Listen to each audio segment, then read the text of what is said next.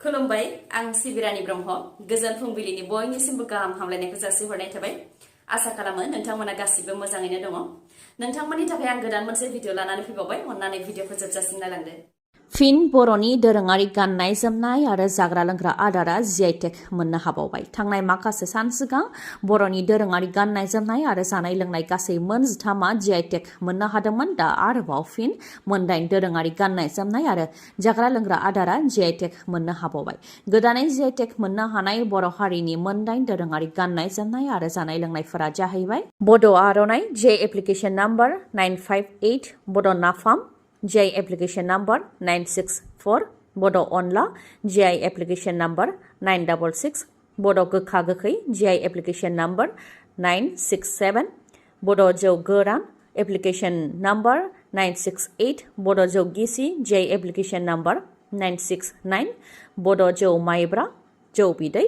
GI application number 970 आरो Bodo Nazri GI application number 976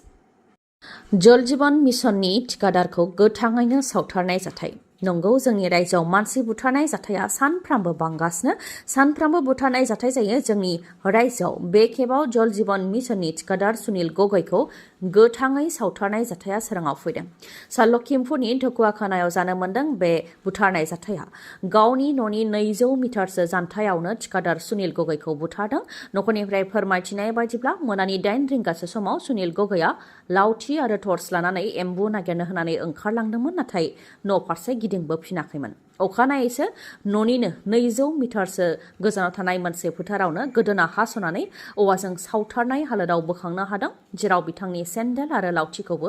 बेनि सेरावनो मोननो हादों जेनाखि मोनानि समाव अखा हादोंमोन बेनिखायनो केमिकेल बाहायनानै सावथारदों जानो हागौ होननानै सन्देह खालामदों ओनसोलनि सुबुंफोरा ओजोंहाय बुथारग्रा दुथांफोरा सुनील गगैनि खर'खौ दानस'दों आरो खर'खौ लानानै थांदों बे बुथारनाय जाथायाव सोरनि आखाइ दं बेयो दासिमबो सोराङाव फैथ'वाखै नाथाय गिलामारा पाब्लिक हेल्थ टेक्निकेल डिभिजननि एक्जिकिउटिभ इन्जिनियार जयन्त कुमार गस्वामीखौ बे बुथारनाय जाथायाव लोब्बा थानायनि सन्देह खालामनायखौ फोरमायथिदों मानोना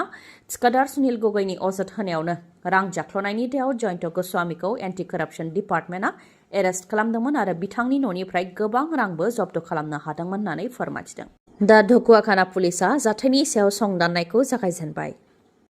दिनै 3 जुन अदेबानि गाबोन अखानायोब्लानो लकसभा बिसायख'थिनि भट साननाया जागोन आरो फिथाइखौ फोसावगोन नाथाय नोंथांनि बादिब्ला सोर देरहागोन एनडिए ना इन्डिया गुबुन गुबुन खौरां बिजोंफोरा एग्जिट पल फोसावनाय बादिब्ला एनडिएआनो फिन देरहानानै मिरुआव सोरखारखौ दागोन नाथाय गुबुन गुबुन खौरां बिजोंफोराव फोसावनाय एग्जिट पलखौ गनायाखै बेरेखा दोलोनिफ्राय मिरु कंग्रेसनि आफादगिरि मल्लिकार्जुन खारगे बिथाङा बेनि सायाव फिन जाथाय होदों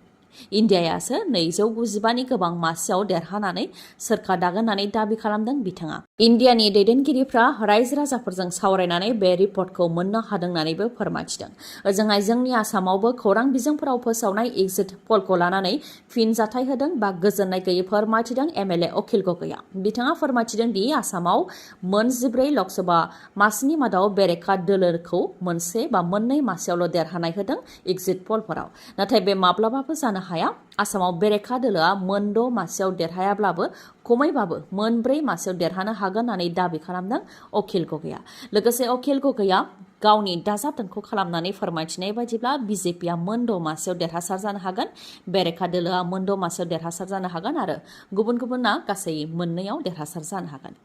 मिरुआवबो एनडिएखौ 380 मासियाव देरहागोन होननानै एग्जिट पलफोराव फोसावदों नाथाय बिजेपिआ देरहायोब्लाबो 270 निफ्राय 80 मासियावसो देरहानानै सोरखारखौ दागोन एग्जिट पलफोराव बांद्राय दिन्थिदों होननानै बुंथियो जेरावनाखि इउपिआवबो बिजेपिनि थासारिया गाज्रि बिहारावबो गाज्रि आरो महाराष्ट्रआवबो बिजेपिनि थासारिया गाज्रि अब्ला बिजेपिआ माबोरै एसेबां बुरजा मासि मोननो हागोन होननानै बुंथियो अखिल गगैया लोगोसे बुंथिबावदि दा बिजेपिनि हेंथा दोहौ फैबाय बिजेपिनि खामानि मावनायखौ रायजो राजाफ्रा गोजोनाखै धोरोमखौ लानानै राजखान्थि खालामनाय आरो मुवा बेसादनि बेसेन बांहोनाय बेफोरनि थाखाय रायजो राजाफ्रा गोजोननाय गैया होननानैबो बुंथियो अखिल गगैया गासै भारताव लकसभा बिसायख'थिया थांनाय 1 जुनाव थुंगेदों जों मिथिगौ बीजेपी सोरखाराव मुवा बेसादनि बेसेना गोबां बांदों गासैबो मुवा बेसादनि बेसेन बांनायनि थाखायनो सुबुंफोरा हाराहास्ति जानो गोनां जादों आरो दा फिन बिसायख'थि जोबनाय लोगो लोगोनो आसामजों लोगोसे भारतनि दाब दाब जायगायाव टल टेक्सफोरखौ बांहोबाय नेशनेल हाइवे अथरिटी अफ इन्डियानिफ्राय टल टेक्सफोरखौ 3% 5%सिम बांहोबाय थांनाय एप्रिल दानावनो टल गेटनि टेक्सखौ बांहोनो गोनांमोन नाथाय लकसभा बिसायख'थिनि थाखाय दोनथ'दोंमोन दा बिसायख'थि जोबनाय लोगो लोगोनो टल टेक्सखौ बांहोबाय रिपर्टनि बायदिब्ला आसामनि मदनपुर नाजिराघाट रौहाट टल गेट मिकिराति हावगाव बालासेरा मन्दिर दिसा बेफोर टल गेटफोराव गोबां टेक्स होनो नांसिगोन रिपर्टनि बायदिबावबा मदनपुर टल गेटआव कार जीप भेन आरो फिसा फिसा गारिफ्रा खेबसे थांगासेयाव 135 रां होनो नांगोन आरो सानसेयावनो थांलाय फैलाय जायोबा 200 रां होनो नांगोन कमार्शियेल फिसा गारिफोरा बा मिनि बासफोरा थांगासेयाव 215 रां होनो नांगोन आरो सानसेयावनो थांलाय फैलाय जायोबा 325 रां होनो नांगोन नाजिराघाट टल गेटआव कार जीप भेन आरो फिसा फिसा गारिया थांगासेयाव 140 रां होनो नांगोन आरो सानसेयावनो थांलाय फैलाय जायोबा 205 रां होनो नांगोन कमार्शियेल फिसा गारि आरो मिनि बासआ थांगासेयाव 220 रां होनो नांगोन आरो सानसेयावनो थांलाय फैलाय जायोबा 335 रां होनो नांगोन रौहाट टल गेटआव कार जीप भेन आरो फिसा गारिया थांगासेयाव 120 रां होनो नांगोन आरो सानसेयावनो थांलाय फैलाय जायोबा 175 रां होनो नांगोन आरो कमार्शियेल फिसा गारि आरो मिनि बासआ थांगासेयाव 190 रां आरो सानसेयावनो थांलाय फैलाय जायोबा 285 रां होनो नांसिगोन बेबायदिनो माखासे टल गेटफोरावबो टल टेक्सखौ 3% 5%सिम बांहोदों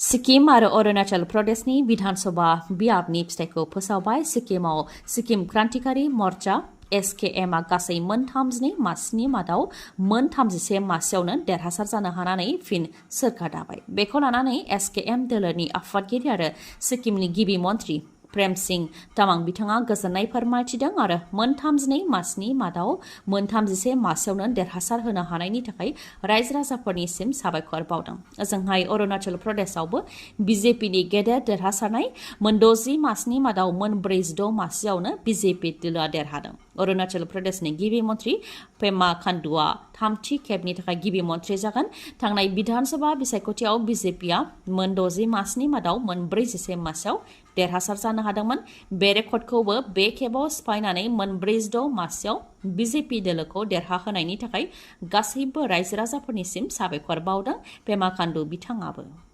गाबोन 4 जुन लकसभा बिसायख'थिनि भट साननाया गाबोन जागोन जायखौ भारतनि गासैबो नोगोरारिफ्रानो नेनानै दङ मिरुआव जायनि सोरखार फैया मानो बा जायखि देरहाया मानो बेनिख्रुइ बांसिन बिटिआरआव सोर देरहागोन UPPL ना BPF बेयो बिटिआरनि रायजो राजाफोरनि थाखाय गोनांसिन बायदिखौ नुनो मोननाय जादों जेरावनाखि लकसभा बिसायख'थिनि थाखाय बिटिआरनि माखासे जायगाफ्राव बिसायख'थिखौ लानानै दावराव दावसि बुलायलायनाय बायदि हिंसायारिफोर जाथाय जानायखौ नुनो मोननाय जादोंमोन बिसायख'थिखौ लानानै गुबुन गुबुन खौरां बिजोंफोरा गाव गावनि एग्जिट पलफोरखौ फोसावदों आरो एग्जिट पलफोराव फ्राय NDAखौनो देरहागोनखौ फोसावदों बेखौ लानानै बेरेखा दोलोफ्रा गोजोननाय गैयै फोरमायथिनाय बायदि BPFनि बिजाथि खाम्फा बरगयारियाबो गोजोननाय गैयैखौ फोरमायथिदों गाबोन फोसावजानो गोनां लकसभानि फिथाइया क'क्राझार लकसभा बियाबाव BPF दोलोआनो देरहागोन आरो UPPL दोलो बा NDAनि बिजाथिया जेनगोन होननानै फोरमायथिदों खाम्फा बरगयारिया UPPLनि बिजाथिया मानि जाहोनाव जेनगोन बेखौ लानानै बिथाङा फोरमायथिदों दि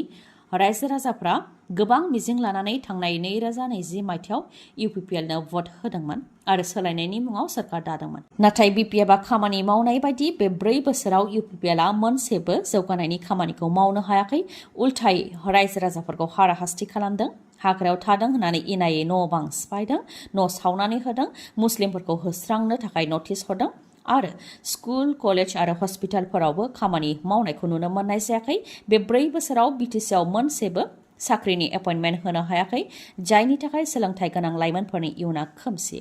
इउनिभार्सिटि इन्जिनियारिं टेक्निकेल आरो गुबुन गुबुन कलेजफोराव फरायनाय फरायसाफोरनि इयुना खोमसि बेनिखायनो UPPLनो भट होआखै होननानै दाबि खालामदों खाम्फा बरगयारिया नाथाय एग्जिट पलफोराव फोसावनाया मोगथां महर मोनगोन ना खाम्फा बरगयारिया दाबि खालामनाय रावफोरा मोगथां महर मोनगोन बेखौ मिथिनो थाखाय नोंथांमोनहा दिनै सानसेखौ नेबावनो नांगोन मानोना गाबोन अखा नायोब्लानो बेनि सावगारिया रोखा नुजागोन